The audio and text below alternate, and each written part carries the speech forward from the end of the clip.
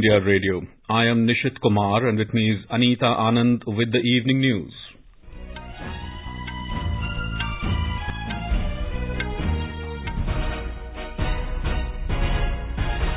The headlines. Monsoon session of Parliament begins today. Both the houses adjourned for the day following a uproar by opposition. Government ready for meaningful discussions and to answer all questions during monsoon session, says the Prime Minister. Government emphatically denies all charges of snooping as false and baseless. Over 41 crore doses of COVID vaccine administered so far under the nationwide vaccination drive. COVID-19 recovery rate stands at 97.32%. Over 38,000 new cases reported in the last 24 hours. Government announces launch of National Logistics Excellence Awards. Uttar Pradesh government decides to cancel Kamar Yatra completely this year. Heavy rain slashes several parts of Delhi NCR. Met Department predicts heavy rainfall in northern India and several parts of Maharashtra. 30 people killed and 74 injured in road accident in Punjab province of Pakistan today. And in cricket, India to take on Sri Lanka in the second ODI of the three-match series at R. Premadasa Stadium in Colombo tomorrow at 3 p.m. As the nationwide free COVID-19 vaccination campaign at government facilities for those above 18 years is going on, we advise our young listeners to get vaccinated and also to help others get vaccinated. We also advise our listeners not to lower their guard as COVID-19 remains a threat to our health. Please stay at home unless it is essential to go out and continue to follow these three simple steps. Wear a face mask, maintain 2 gaz ki doori for social distancing, and focus on hand and face hygiene. For any COVID-related information and guidance, contact national helpline numbers 011-2397-8046 and 1075. And now the news in detail. Prime Minister Narendra Modi has said that the government is ready for meaningful discussions and to answer all questions during the monsoon session of Parliament. Talking to reporters ahead of the monsoon session, Mr. Modi urged all MPs and political parties to ask the most difficult and sharpest questions in the houses. ये सदन परिणामकारी हो, सार्थक चर्चा के लिए समर्पित हो, देश की जनता जो जवाब चाहती है वो जवाब सरकार को देने की पूरी तैयारी है। मैं सभी माननीय सांसदों से, सभी राजनीतिक दलों से आग्रह करूंगा कि वो तीखे से तीखे सवाल पूछें, धारदार सवाल पूछें, लेकिन शांत वातावरण में सरकार को जवाब का मौका भी दें, ताकि जनता जनार्दन के पास सत्य पहुंचाने से लोकतंत्र को भी ताकत मिलती है, जनता का भी विश्वास बढ़ता है और देश की गति भी तेज होती है प्रगति की. Mr. Modi also appealed to all to cooperate in following all COVID protocols. The Prime Minister urged floor leaders to take out some time tomorrow evening. He said he would like to give them all detailed information regarding the COVID-19 pandemic.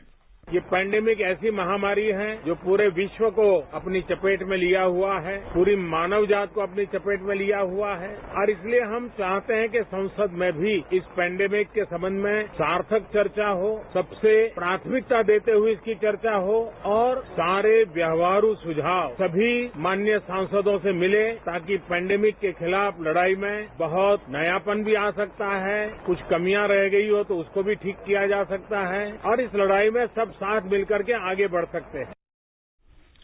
Minority Affairs Minister Mukhtar Abbas Naqvi has been appointed as the Deputy Leader of the House in the Rajya Sabha. He has succeeded Commerce and Industry Minister Piyush Goyal, who has now taken over as the Leader of the House in the Rajya Sabha. In a tweet, Mr. Naqvi also thanked the Prime Minister Narendra Modi and BJP President JP Nadda for giving him this responsibility in the upper house. And now here is a review of the proceedings in Parliament today. First from Lok Sabha, writer is Kumar Rakesh of PTI. The monsoon session of Parliament today started on a stormy note. In Lok Sabha, opposition parties disrupted its proceedings, causing repeated adjournments before the House was adjourned till tomorrow. Prime Minister Narendra Modi's attempt to introduce newly inducted ministers of his government in Lok Sabha was also stalled by protesting opposition members, prompting him to hit out at them. The Prime Minister accused the opposition of being unable to digest the fact that a large number of new ministers are women, Dalits, tribals and those from other backward classes. Members from Congress and Trinamool Congress raised placards demanding the withdrawal of the so-called black laws on agriculture. Parliamentary Affairs Minister Prahlad Joshi said the Prime Minister should be allowed to introduce the ministers as per convention and the issues can be raised later. The House also paid tributes to 40 former members who passed away in recent months. As Speaker Birla started making obituary references, he asked opposition members to leave the well and return to their seats at least during obituaries. The members then returned to their seats. The House also stood in silence for the departed former colleagues. Harsimrat Kaur Badal of Shiromani Akali Dal and some Congress members said obituaries should also be paid to those agitating farmers who have died in the recent past. As the disruptions continued despite Speaker Om Birla's repeated pleas to maintain decorum, the House was adjourned after nearly 40 minutes till 2 p.m. Later, the proceedings of Lok Sabha were adjourned for the second time amid sloganeering by opposition members over various issues, including those related to rising prices and new farm laws. Rajendra Agarwal, who was in the chair, adjourned the House till 3:30 p.m., barely 10 minutes after proceedings began at 2 p.m. When the House met again, Agarwal urged members to go back to their seats and allow the House to function normally, but as protests continued, he adjourned the proceedings for the day. Amid row over the snooping issue, Electronics, Communications and IT Minister Ashwini Vaishnaw made a statement in Lok Sabha and dismissed media reports on the use of Pegasus software to snoop on Indians, saying the allegations levelled just ahead of the monsoon session of Parliament are aimed at maligning Indian democracy. In a suo motu statement in Lok Sabha, Mr. Vaishnaw said that with several checks and balances being in place, any sort of illegal surveillance by unauthorized persons is not possible in India. The statement assumes significance in the backdrop of the opposition parties raising the issue. The government, however, had dismissed allegations of any kind of surveillance on its part on specific people, saying it has no concrete basis or truth associated with it whatsoever. Earlier, when Lok Sabha met at 11 a.m., 4 members who recently got elected in bypolls took oath as members. They are Madela Gurumurthy, YSR Congress, Mangal Suresh Angadi, BJP, MP Abdus Samad Samadani, IUML, Vijay Kumar, Congress, took oath as the House convened after a gap of nearly 4 months. And now review of the proceedings in the Rajya Sabha. Rajya Sabha also witnessed repeated adjournments over various issues related to price rise, farmers and others. When the House met this morning, it was adjourned for an hour till 12:24 p.m. after paying obituary references to sitting members Dr. Raghunath Mohapatra and Rajiv Satab. It also paid homage to 10 of its former members, including actor Dilip Kumar and former Union Minister Ajit Singh, as well as the legendary track and field sprinter Milkha Singh. The chairman introduced the new leader of the House, Piyush Goyal. Newly elected member from Kerala, Abdul Wahab, took oath. When the House met, Chairman M. Venkaiah Naidu was making opening remarks, said the second wave of the COVID-19 pandemic has tested us severely. He said the governments and all others concerned had to work overtime to address the bottlenecks in health infrastructure. Mr. Naidu said despite the best efforts, a good number of precious lives have been lost, and the need of the hour is to learn from the experiences of the first and the second wave so as to be better equipped for the possible fresh bouts of the pandemic that are being talked about. The chairman also said people look up to the Parliament in their quest for meeting their aspirations and alleviating their sufferings. They are living under the pandemic-induced stress since last year, and this monsoon session assumes enhanced significance in the context of the prevailing situation in the country. Amid noisy scenes, the Prime Minister rose to introduce new ministers in the Union Council of Ministers. Mr. Modi expressed displeasure over the unruly scene in the House, saying it is an occasion where women ministers and ministers from the SC and ST communities are being introduced. But what is this mentality which cannot see their glory? When the House met at 3 p.m., Leader of the Opposition, Mallikarjun Kharge, tried to raise the issue related to his adjournment motion on price rise, which was disallowed by the Deputy Chairman, Harivansh Narayan Singh. Following this, members from the Congress, TMC, Left and others came into the well shouting slogans against the government. Amid noisy scenes, the House took up the Marine Aids to Navigation Bill 2021 for consideration and passing. The Deputy Chairman repeatedly asked for order in the House, but in vain. As the uproar continued, the House was adjourned for the day. When the House met post-lunch, Sukhendu Shekhar Roy of the TMC questioned the nationality of the Minister of State for Home, Nishit Pramanik. Leader of the Opposition, Mallikarjun Kharge, said it is a serious matter. Responding to the issue, Leader of the House, Piyush Goyal, rejected the allegations that Mr. Pramanik is a Bangladeshi national. He termed the allegation as baseless and demanded to expunge the accusation from the proceedings of the House. Deputy Chairman Harivansh said the matter will be examined. TMC members came into the well raising slogans. And that's all in the Parliament Review. Communications, Electronics and Information Technology Minister Ashwin Vaishnaw today emphatically denied all charges of snooping as false and baseless. In a statement in Lok Sabha in the Pegasus project, Mr. Vaishnaw requested all members of the House to examine issues on facts and logic. He said the basis of this report is that there is a consortium that has got access to a leaked database of 50,000 phone numbers. He said the allegation is that individuals linked to these phone numbers are being spied upon. The minister, however, said that the report says that the presence of a phone number in the data does not reveal whether a device was infected by Pegasus or subjected to an attempted hack. Mr. Vaishnaw said without subjecting the phone to this technical analysis, it is not possible to conclusively state whether it is witnessed an attempted hack or successfully compromised. The BJP today refuted and condemned the comments of Congress on Pegasus project and called them baseless and bereft of political propriety. Briefing media this evening, senior BJP leader Ravi Shankar Prasad said, "This is a new low in the political discourse of a party which has ruled India for more than 50 years. He said, "Not a shred of evidence has come during the entire Pegasus story that has any linkage with the government or BJP." Congress party ने Bharatiya Janata party पर ऐसे स्तरहीन आरोप लगाए हैं जो राजनीतिक शिष्टाचार और मर्यादा से परे हैं। भारतीय जनता पार्टी कांग्रेस पार्टी के सारे आरोपों को सिरे से खारिज करती है। ये शर्मनाक, मर्यादा विहीन और भारत की राजनीतिक स्तर में एक नई गिरावट है। Youth Affairs and Sports Minister Anurag Thakur today said Indian sportspersons and teams will be participating in the events of Tokyo Olympics across the 18 sports disciplines. These are archery, athletics, boxing, badminton, equestrian, fencing, golf, gymnastics, hockey, judo, rowing, shooting, sailing, swimming, table tennis, weightlifting and wrestling. In a written reply in the Rajya Sabha, Mr. Thakur said that the government has continuously provided support to Indian athletes and teams to enable them to obtain maximum quota for participation in Olympics and enhance their chances to win medals. The selected athletes have been supported for their customized training and competitive exposures with funding from the Scheme of Assistance to National Sports Federations and National Sports Development Fund. Out of the pocket allowance of 50,000 rupees per month has been given to athletes including in the Target Olympic Podium scheme. During the pandemic period, athletes have been supported by providing necessary sporting equipment. The government today said financial support was provided to nearly 9 private industries for the development of vaccines for COVID-19.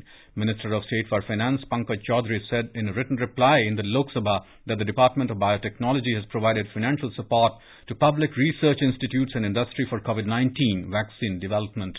An amount of 489 crore rupees has been allocated and an amount of 148 crore rupees has been disbursed. He added that in the Union Budget 2021-22, an outlay of 35,000 crore rupees has been made towards COVID-19 vaccination. The government has informed Rajya Sabha that Prime Minister Narendra Modi's monthly radio program Mann Ki Baat has fetched over 30 crore 80 lakh rupees as revenue since the program began in 2014. It said the program has generated the highest revenue of over 10 crore 64 lakh rupees in 2017-18. Information and Broadcasting Minister Anurag Thakur said this in a written reply to a question in Rajya Sabha.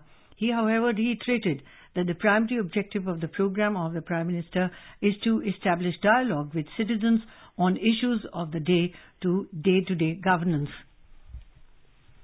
Home Minister Amit Shah today said disruptors and obstructors will not be able to derail India's development trajectory through their conspiracies. He said monsoon session of Parliament will bear new fruits of progress. He said disruptors are global organizations which do not like India to progress, and obstructors are political players in India who do not want India to progress. The Home Minister said the report was amplified by a few sections late last night to humiliate India globally a day before monsoon session of Parliament. You are listening to the evening news on All India Radio. A reminder of the headlines before we move on. Monsoon session of Parliament begins today. Both the houses adjourned for the day following uproar by opposition. Government ready for meaningful discussions and to answer all questions during monsoon session, says Prime Minister. Government emphatically denies all charges of snooping as false and baseless. Over 41 crore doses of COVID vaccine administered so far under nationwide vaccination drive. COVID-19 recovery rate stands at 97.32%. Over 38,000 new cases reported in last 24 hours. Government announces launch of National Logistics Excellence Awards. Uttar Pradesh government decides to cancel Kanwar Yatra completely this year. Heavy rain lashes several parts of Delhi NCR. Met Department predicts heavy rainfall in northern India and several parts of Maharashtra. 30 people killed and 74 injured in road accident in Punjab province of Pakistan today. And in cricket, India to take on Sri Lanka in second ODI of 3-match series at R. Premadasa Stadium in Colombo tomorrow at 3 p.m. For quick news updates round the clock, follow us on our Twitter handle at AIR News Alerts. चलो मिलकर एक शुरुआत करें, चलो एक फैसला आज करें, मास्क नहीं तो टोकेंगे, कोरोना को रोकेंगे, चलो एक इरादा करते हैं, चलो कुछ वादा करते हैं, मास्क नहीं तो टोकेंगे, कोरोना को रोकेंगे. The Centre is disseminating awareness of national helpline numbers for the benefit of citizens during the COVID-19 pandemic. The helpline number of the Health and Family Welfare Ministry is 1075. The Child Helpline number is 1098. For senior citizens of Delhi, Karnataka, Madhya Pradesh, Rajasthan, Tamil Nadu, Telangana, Uttar Pradesh and Uttarakhand, the helpline number is 14567. The helpline number of the National Institute of Mental Health and Neurosciences, NIMHANS, for psychological support is 08046110007. The Ayush COVID-19 Counselling helpline number is 14443 and MyGov WhatsApp help desk number is 9013151515. Welcome back to the evening news. India has administered over 41 crore doses of COVID vaccine so far under the nationwide vaccination drive. Union Health Ministry said more than 13,63,000 vaccine doses were administered in the last 24 hours. The ministry said more than 38,000 patients recovered during the last 24 hours and the recovery rate now stands at 97.32%. Till now, more than 3 crore 3 lakh people have recovered from COVID-19. The World Health Organization has announced a plan for the next phase of research to further explore all possible pathways of introduction of SARS-CoV-2 virus into the human population. The plan includes 5 areas for further inquiry, including in China. However, WHO proposal for the second phase of study did not include study of the role of cold chains and frozen foods, which China resorted to many times as an excuse to stop the shipments from India and other countries. The proposal also calls for audits of relevant laboratories and research institutions operating in the areas of initial human cases identified in December 2019. The government today announced the launch of National Logistics Excellence Awards to turn the spotlight on the logistics sector. The awards will give due recognition to various players involved in the logistics supply chain. The awards are in 2 categories. The first group includes logistics infrastructure and service providers, and the second one is for various user industries. There are wide-scale appreciation from user industries for giving the due recognition to various players involved in the logistics supply chain. The awards will highlight best practices including consolidation, process standardization, technological upgrade, digital transformations and sustainable practices. In Mizoram, Dr. Khampampati Haribabu is sworn in as the new governor of the state in the afternoon today. The Guwahati High Court Judge Justice Michael Zodhan Kumar administered the oath of office to the new governor at the Darbar Hall of Raj Bhavan in Aizawl. Dr. Khampampati Haribabu is the 22nd governor of Mizoram. A forum of concerned citizens from various walks of life have urged retired civil servants to refrain from putting the Indian democracy, its institutions and persons legitimately holding high offices in poor light by making ill-considered public statements. In an open letter, the forum, including people from the judiciary, civil and police services, Armed Forces, academia, professionals and other intellectuals said that this politically motivated pressure group does not represent thousands of former civil servants and other nationalist intellectuals who believe in India emerging as the greatest democracy of the world. They said the recent statement containing its allegations against Uttar Pradesh government under the garb of protecting the constitution is an irresponsible statement. The Concerned Citizens Forum said rather than pursuing a covert agenda through a false narrative, civil servants should be seen as persons of intellectual integrity, objectivity and fairness, of grace and dignity. The Kunaria village of Kutch district in Gujarat has come out with a unique idea of holding Balika Panchayat. The first ever elections of this Balika Panchayat were successfully held today. Our correspondent reports that young females aged between 10 to 21 years contested elections for this unique Panchayat, which will take up issues pertaining to adolescent girls and women in the village. A report. Inspired by a TV serial Balika Vadhu, the Kunaria village in the Kutch district today held elections for the unique Balika Panchayat, which aims to develop leadership qualities in the girls for future Panchayat polls. Talking to AIR, Sarpanch of this progressive village, Suresh Changa said separate sitting arrangement will be given to these girls and they will be given the budget of gender sensitivity. आने वाले दिनों में बहनें जो है वो लोकतांत्रिक प्रक्रिया से चुनाव कैसे होते उसको जाने और 10 साल से लेकर 21 साल की जो लड़कियां हैं वो बालिका पंचायत की सदस्य रहेंगी और आने वाले दिनों में बालिका पंचायत जो है वो बहनों के हेल्थ रिलेटेड, एजुकेशन रिलेटेड और स्पोर्ट्स एक्टिविटी रिलेटेड जो है वो काम करेंगे. This unique step by a small village like Kunaria is in line with PM vision of enhancing women's participation in the political process. Aparna Khun, AR News, Ahmedabad. The Uttar Pradesh government informed today the Supreme Court that it has decided to completely cancel the Kanwar Yatra this year, and all Kanwar Sanghs have agreed to this in view of COVID-19. The stand of the UP government came 2 days after the Supreme Court gave an ultimatum to reconsider its decision to allow Kanwar Yatra amid the pandemic. 30 people were killed and 74 injured when a passenger bus and truck collided in Punjab province early in the morning today. Rescue officials said the accident occurred when a bus was in collision with a container truck in Dera Ghazi Khan district, 466 kilometers southeast of Lahore. The Sensex and the Nifty today witnessed losses of more than 1%. Both stocks declined in sync with the fall in the global equity markets.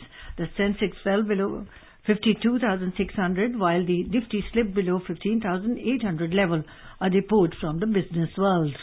The BSE Sensex plunged 587 points to finish at 52,553. The NSE Nifty declined 171 points to settle at 15,752. In the forex market, the rupee weakened 31 paisa to close at 74 rupees and 88 paisa against the US dollar. Gold was trading at 47,950 rupees per 10 gram. Silver prices also declined around 750 rupees to trade at 67,565 rupees per kilogram, and in intraday trade, Brent crude prices were trading around $71.30 per barrel. Anubha Rohadki for AIR News. Listeners from across the country are participating in the Olympic quiz with AIR News. Listeners have emailed us their replies in huge numbers. Prabhu Ashish Patnaik of Bhubaneswar in Odisha was the first one to send the correct answer to the question of 18th July. Prabhu Ashish Patnaik is a class 5th student. Many congratulations to her from the entire team of AIR News. Speaking to AIR News, Prabhu Ashish Patnaik expressed her happiness on winning the Olympic quiz and wished the Indian Olympic contingent the best for Tokyo Olympics. I am very happy to win All India Radio Olympic Quiz Contest. I am thankful to All India Radio News. My best wishes to Indian athletes. I wish they win medals for India and make India proud. To participate in the Olympic quiz, tune into our program Sports Scan at 7:20 p.m. every day. And in cricket, India is to take on Sri Lanka in the second ODI of the three-match series at R. Premadasa Stadium in Colombo tomorrow. The match is scheduled to begin at 3 p.m. In the first ODI played yesterday, India won by 7 wickets. The third and the final ODI will be played on the 23rd of this month. Both the countries are also scheduled to play 3 T20 matches starting from 25th of July. Parts of Delhi and several other parts of the National Capital Region are receiving moderate to heavy rain accompanied by thunderstorms. from early morning today. This led to waterlogging in low-lying areas and affected traffic movement in several areas. Delhi Traffic Police also alerted commuters to avoid specific stretches of roads where waterlogging has been reported. The India Meteorological Department, IMD, has predicted thunderstorm with moderate to heavy rainfall in Delhi and parts of the national capital region, including Gurugram, Faridabad and Noida today. After a brief spell of reduced intensity, the rains picked up the pace again in Mumbai, causing inundation in several areas and traffic disruptions in various parts of the city. Dr. Jayant Sarkar, head of the India Meteorological Department IMD, Mumbai, said an offshore trough is moving from Maharashtra coast to Karnataka coast at the main sea level. He said extreme heavy rainfall is likely in the next 24 hours. He added that a red alert has been issued in Mumbai Metropolitan Region, MMR, for day 1 and an orange alert from tomorrow till Friday. The Met Department predicts heavy rains in Kerala till Friday. Yellow alert is declared in Pathanamthitta, Alappuzha and Idukki districts tomorrow and on Wednesday in Pathanamthitta, Alappuzha, Kottayam, Ernakulam and Idukki districts. Fishermen have been warned not to venture into the sea till 23rd of this month due to strong winds in Kerala coasts. And now let us take a look at the weather forecast for tomorrow. The national capital Delhi is likely to experience a generally cloudy sky with light rain. Temperature will hover between 24 and 34 degrees Celsius. Mumbai will have generally cloudy sky with heavy rain. The minimum temperature will be 25 degrees Celsius while the maximum is expected to be around 28 degrees. Chennai is expected to have a partly cloudy sky. Temperature will vary between 26 and 34 degrees Celsius. Kolkata will have generally cloudy sky with 1 or 2 spells of rain or thunder showers. City will observe a minimum temperature of 28 degrees Celsius and a maximum of around 33 degrees. Srinagar will experience generally cloudy sky with moderate rain. Temperature will hover between 18 and 24 degrees Celsius. Jammu will have generally cloudy sky with heavy rain. Minimum temperature will be 22 degrees Celsius while the maximum will be around 28 degrees. Leh is expected to have generally cloudy sky with possibility of rain or thunderstorm or dust storm. Minimum and maximum temperature will be between 13 and 24 degrees Celsius. Gilgit will have generally cloudy sky with possibility of rain or thunderstorm or dust storm. Temperature will hover between 20 and 34 degrees Celsius. Muzaffarabad will experience heavy rain and thunderstorms. The minimum temperature will be 27 degrees Celsius and the maximum will be around 33 degrees. Guwahati will have generally cloudy sky with a few spells of rain or thunder showers. Minimum temperature will be around 25 degrees Celsius while the maximum will be around 32 degrees. Imphal will have generally cloudy sky with moderate rain. City will observe a minimum temperature of 21 degrees and a maximum of 28 degrees. Shillong will experience generally cloudy sky with moderate rain. Temperature will hover between 18 and 24 degrees Celsius. Aizawl will have generally cloudy sky with moderate rain. Minimum temperature will be 19 degrees Celsius and maximum will be around 26 degrees. Kohima is expected to have generally cloudy sky with moderate rain. The minimum and maximum temperature will be between 18 and 26 degrees Celsius. Itanagar will experience generally cloudy sky with few spells of rain or thunder showers. Temperature will hover between 22 and 30 degrees Celsius. Gangtok will experience generally cloudy sky with 1 or 2 spells of rain or thunder showers. Temperature will hover between 18 and 22 degrees Celsius. Agartala will have generally cloudy sky with 1 or 2 spells of rain or thunder showers. Temperature will hover between 26 and 32 degrees Celsius. Port Blair is expected to have generally cloudy sky with 1 or 2 spells of rain or thunder showers. Temperature will vary between 23 and 28 degrees Celsius.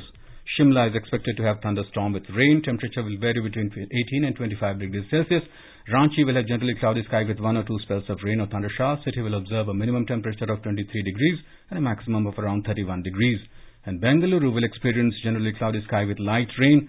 Temperature will hover between 20 and 27 degrees Celsius. And now, before we end the bulletin, the headlines once again. Monsoon session of Parliament begins today. Both the houses adjourned for the day following a furore by opposition. Government ready for meaningful discussions and to answer all questions during the monsoon session, says the Prime Minister. Government emphatically denies all charges of snooping as false and baseless. Over 41 crore doses of COVID vaccine administered so far under the nationwide vaccination drive.